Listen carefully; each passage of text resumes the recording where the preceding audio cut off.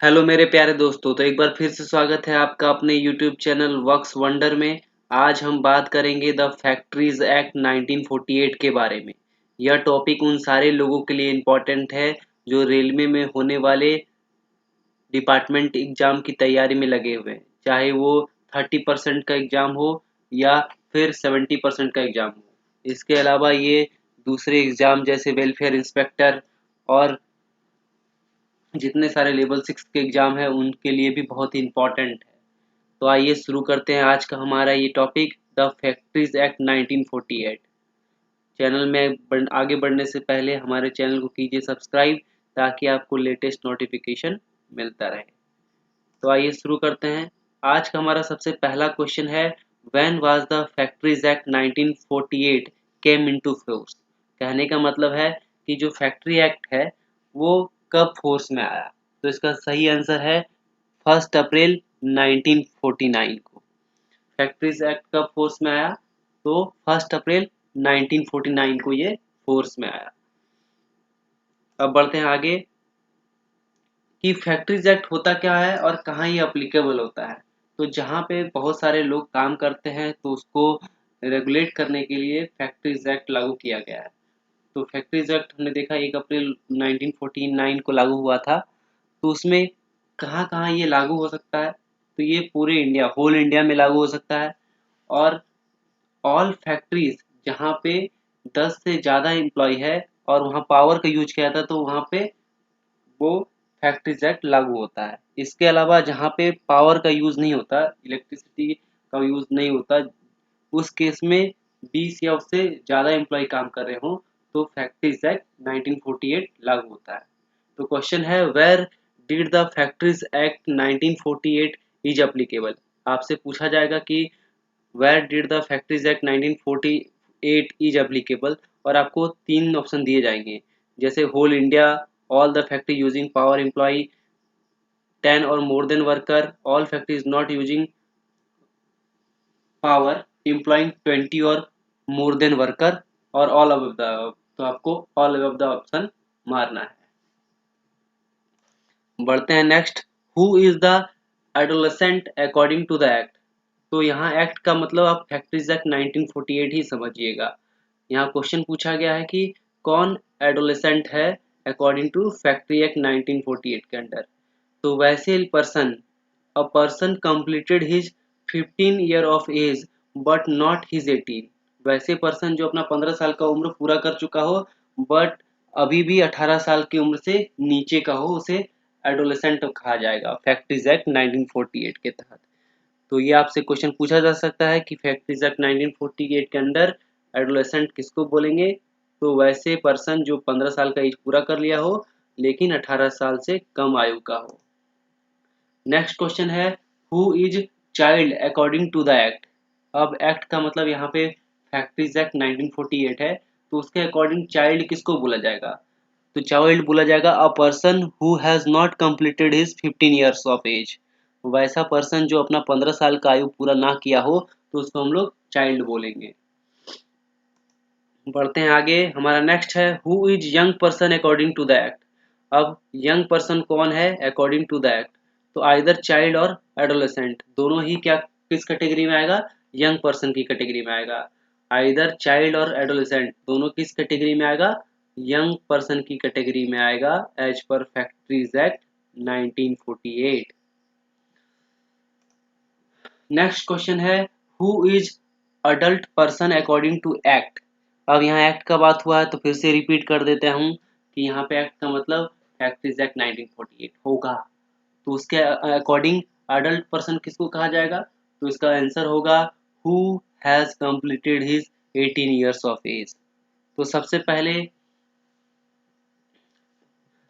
हम लोगों ने देखा कि एडोलेसेंट किसको बोलते हैं, जो 15 साल का एज पूरा कर लिया हो पर 18 से कम हो। चाइल्ड जो 15 साल का एज पूरा नहीं किया हो, अभी तक 15 साल से कम उम्र का हो। और एडल्ट जो 18 साल का एज पूरा कर लिया हो।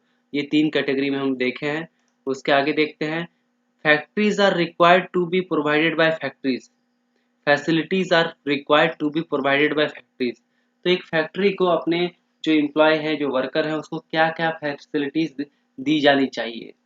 According to the number of worker जो वहाँ काम कर रहे हैं, तो उस केस में क्या क्या फैसिलिटी दी जानी चाहिए। तो इसमें सबसे पहले आता है एम्बुलेंस रूम। तो इसके लिए अगर किसी फैक्ट्री में 500 से या उससे ज़्यादा एम्प्लॉयड काम कर रहे हैं, तो उस फैक्ट्री में एम्बुलेंस रूम होना चाहिए। अगर किसी फैक्ट्री में 250 या 250 ज़्यादा 250 और मोर देन 250 वर्कर एम्प्लॉयड हो, तो उस केस में वहाँ पे फैक्ट्री में कैंटीन होना चाहिए। अगर किसी फैक्ट्री में 150 यानी 150 वर्कर या मोर देन 150 वर्कर हो, तो उस केस में रेस्ट रूम या शेल्टर होना चाहिए। अगर किसी फैक्ट्री में 30 या 30 से ज़्यादा वुमेन वर्कर हो, तो उस केस में क्या होना चाहिए, क्रैशे होना चाहिए। महिलाओं के लिए क्या होना चाहिए, क्रैशे होना चाहिए। उसी प्रकार फुल टाइम वेलफेयर ऑफिसर होना चाहिए अगर किसी फैक्ट्री में 500 या 500 से ज़्यादा एम्प्लॉयड वर्कर हो। उसके अलावा सेफ्टी ऑफिसर होना चाहिए अगर किसी फैक्ट्री में 1000 या उससे ज़्यादा वर्कर एम्प्लॉयड हो। तो इस तरह अलग अलग एम्प्लॉयड वर्कर के लिए अलग अलग तरह की फैसिलिटीज फैक्ट्री एक्ट 1948 के अंडर में दी जाती है। अब नेक्स्ट क्वेश्चन है वर्किंग आवर। तो फैक्ट्री एक्ट 1948 के अंडर वर्किंग आवर क्या क्या होना चाहिए। तो इसका कुछ रूल से लिस्टेड किए गए हैं। पहला तो है a worker can not be employed for more than 48 hour in a week. किसी भी एम्प्लॉय को 48 आवर इन अ वीक से ज़्यादा काम नहीं कराया जा सकता। ये वर्किंग रूल के अंडर आता है। फिर क्या होना चाहिए, वीकली हॉलीडे हो ईच कंपल्सरी। वीक में एक दिन छुट्टी होना चाहिए कंपल्सरी। ये भी फैक्ट्रीज एक्ट 1948 के अंदर आता है। नेक्स्ट है he can not be employed for more then 9 our in a day. किसी भी एम्प्लॉयड को 9 घंटे से ज़्यादा एक दिन में काम नहीं कराया जा सकता है। ये आता है सेक्शन 54 के अंडर। उसके बाद है at least half an hour rest should be provided after 5 hour. अगर किसी एम्प्लॉय से हम लोग काम कराते हैं, तो उस केस में अगर वो 5 घंटे तक लगातार काम करता है, तो उसे एटलीस्ट हाफ एन आवर का रेस्ट मिलना चाहिए। और ये आता है सेक्शन 55 के अंडर। अब नेक्स्ट है total period of work inclusive of rest interval can not be more than 10.5 hour. अगर किसी एम्प्लॉय को हम लोग लगातार काम कराते हैं, तो उसका जो काम करने का ड्यूरेशन होना है वो 10.5 आवर से ज़्यादा नहीं होना पड़ेगा। अगर किसी वर्कर को हम लोग क्या करना पड़ेगा, वीकली हॉलीडे देना पड़ेगा। ये क्या है, कंपल्सरी है। फिर क्या है, ओवरलैपिंग ऑफ शिफ्ट नहीं होना चाहिए। अगर कोई वर्कर काम करता है, तो उसे लगातार 2 शिफ्ट में काम नहीं करा सकते हैं। ये लिखा हुआ है सेक्शन 58 के अंडर। फिर क्या है कि notice period of work should be displayed. जो भी वर्कर काम करते हैं उन्हें क्या करना पड़ेगा, वर्क पीरियड जो है वो नोटिस के थ्रू डिस्प्लेड किया जाना चाहिए। अब बढ़ते हैं हम लोग ओवर टाइम वेज। अब जो भी एम्प्लॉय या वर्कर फैक्ट्रीज में काम करते हैं, तो उनके अंडर में फैक्ट्री एक्ट 1948 लागू होता है। तो उसके इसमें ओवर टाइम के लिए भी उनको वेजेस दिए जाते हैं। ऐसा रूल में नॉमिनेटेड है, ऐसा रूल में लिखा गया है। तो क्या क्या ओवर टाइम है और कैसे कैसे उसका कैलकुलेशन होता है। तो दिया गया है कि अगर if a worker works beyond 9 hour a day और 48 आवर अ वीक, क्या कंडीशन दी गई है, अगर कोई एम्प्लॉय एक दिन में 9 घंटे से ज़्यादा और एक वीक में 48 घंटे से ज़्यादा काम करता है, तो उस केस में उसे अपनी वेज का डबल वेज पेमेंट करना पड़ेगा। क्या करना पड़ेगा, उसको जितना पेमेंट मिलता है उसका वेजेस का उसको डबल पेबल करना पड़ेगा। नेक्स्ट है total working hour including over time should not be exceed 60 day in a week. ऐसे नॉर्मल केस में कितना वर्किंग आवर होता है, तो 48 आवर होता है। अगर ओवर टाइम कराते हैं, तो किसी एक वीक में क्या होना पड़ेगा, 60 आवर से ज़्यादा नहीं होना पड़ेगा। और total over time in a quarter, किसी एक क्वार्टर में जो टोटल ओवर टाइम का आवर होना चाहिए वो 50 आवर से ज़्यादा नहीं होना पड़ेगा। ये सब ओवर टाइम के अंडर रूल में दिया गया है। अब बढ़ते हैं एम्प्लॉयमेंट ऑफ वुमेन। अब फैक्ट्रीज एक्ट के तहत महिलाओं को क्या क्या रूल दिए गए, महिलाओं के लिए उनको एम्प्लॉयमेंट के लिए क्या क्या रूल है उसके बारे में हम लोग डिस्कस करेंगे। पहला दिया है कि a women worker can not be employed beyond the hour 6 AM to 7 PM। हम किसी महिला एम्प्लॉय को 6 बजे सुबह से लेके 7 बजे शाम के बाद काम नहीं करा सकते। ये वुमेन वर्कर के लिए दिया गया है। अगर स्टेट गवर्नमेंट कोई एग्जम्पशन देता है, ग्रांट करता है फैक्ट्री को, तो उस केस में ज़्यादा से ज़्यादा हम उसे 10 बजे तक और सुबह के 5 बजे से 10 बजे रात तक काम करा सकते हैं। इससे ज़्यादा काम नहीं करा सकते हैं। इसके लिए स्टेट गवर्नमेंट से ग्रांट लेना पड़ेगा। तीसरा केस है कि जो shift change can only be after weekly और other holiday not in between. जो शिफ्ट चेंज होना पड़ेगा एम्प्लॉय का, वुमेन एम्प्लॉय का, वो क्या होना पड़ेगा, ओनली आफ्टर वीकली, एक वीक के बाद या फिर हॉलीडे में होना पड़ेगा। बीच में उसका हम लोग शिफ्ट चेंज नहीं कर सकते हैं। ये दिया हो गया है सेक्शन 66 में। अब लीव के बारे में बात करेंगे। अभी क्या है, जो भी फैक्ट्रीज एक्ट 1948 के बारे में है उसमें लीव के लिए भी कुछ रूल्स दी गई है।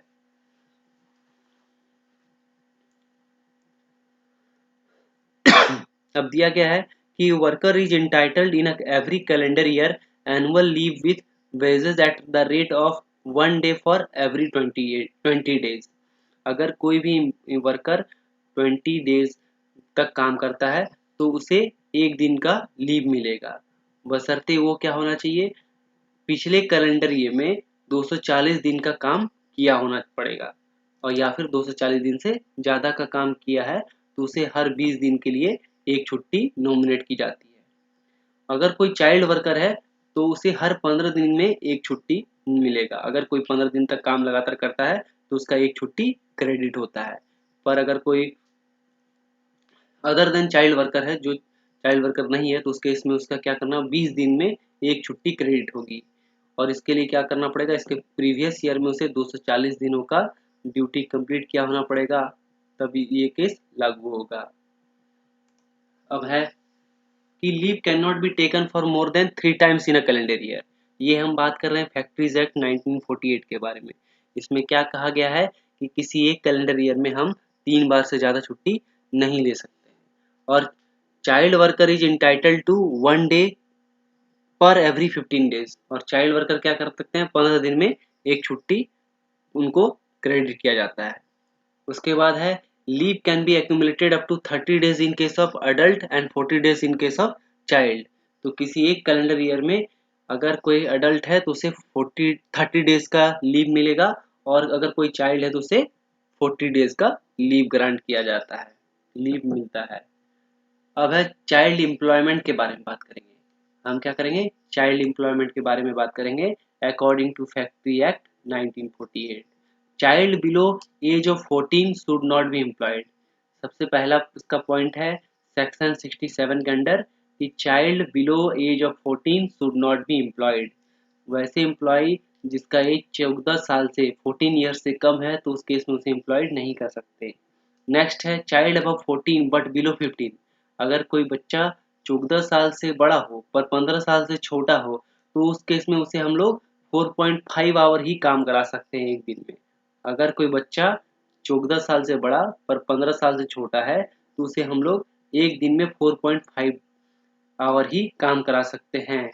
और अगर नाइट में काम करते हैं तो उसे हमें 10 PM से 10 बजे से 6 बजे तक के बीच में कराना पड़ेगा, नहीं करा सकते, सॉरी। अगर किसी बच्चे को हम लोग नाइट में काम कराते हैं तो उसे 10 बजे से 6 बजे तक के बीच में काम नहीं करना, उससे पहले और बाद में काम करा सकते हैं।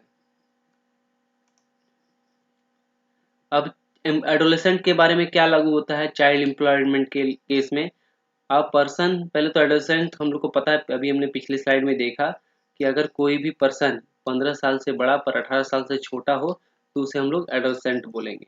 उस केस में क्या होना पड़ेगा, he can be employed as a adult if he has a certified of fitness of full day work from a certifying surgeon. अगर कोई सर्जन ये सर्टिफाई कर देता है कि वो फुल डे काम करने के लिए कैपेबल है, फुल डे काम करने के लिए उसमें क्षमता है तो उस केस में उसे हम लोग फुल डे काम करा सकते हैं। और adolescent is not permitted to work between 7 PM to 6 AM। उस केस में क्या करना पड़ेगा, उसे हम 7 बजे शाम के बाद और 6 बजे तक, 6 बजे सुबह तक के बीच में काम नहीं करा सकते हैं, परमिटेड नहीं है। तो ये था चाइल्ड एम्प्लॉयमेंट के बारे में। अब हम देखते हैं पेनल्टीज के बारे में क्या क्या रूल दिया गया है अकॉर्डिंग टू फैक्ट्रीज एक्ट 1948। तो सबसे पहले क्या है कि जो भी एम्प्लॉयर है तो उसे हम लोग imprisonment for the term of extended 1 year, 1 साल का पेनल्टी के रूप में 1 साल का इम्प्रिजमेंट हो सकता है, जेल हो सकता है, और 1 लाख तक का फाइन होता है अगर कोई वो गलती करता है, अगर वो फॉलो नहीं करता है, फैक्ट्रीज एक्ट 1948 अपने फैक्ट्री में लागू नहीं करता है, तो उस केस में उसे क्या करना पड़ेगा, 1 साल का जेल हो सकता है या फिर 1 लाख तक का जुर्माना हो सकता है, या फिर क्या हो सकता है, दोनों ही हो सकता है अगर कोई अपनी फैक्ट्री में फैक्ट्री गैस 1948 लागू नहीं करता है। अगर कोई वर्कर फैक्ट्रीज एक्ट 1948 को फॉलो नहीं करता और appliance of related welfare safety and health और discharge during relation to discharge of his duty he can be imposed a penalty of 500। अगर कोई फैक्ट्रीज एक्ट को फॉलो नहीं करता उस केस में उसे क्या करना पड़ेगा, वर्कर को 500 रुपया का जुर्माना देना पड़ेगा। लास्ट और आखिरी क्वेश्चन है, when was the factories act 1948 amended. तो फैक्ट्री एक्ट 1948 को कब अमेंड किया गया था, तो इसका आंसर है factory act 1940 was amended in 1987। 1987 को फैक्ट्रीज एक्ट 1948 को अमेंड किया गया था और इसमें एक सेपरेट चैप्टर 4A जोड़ा गया था।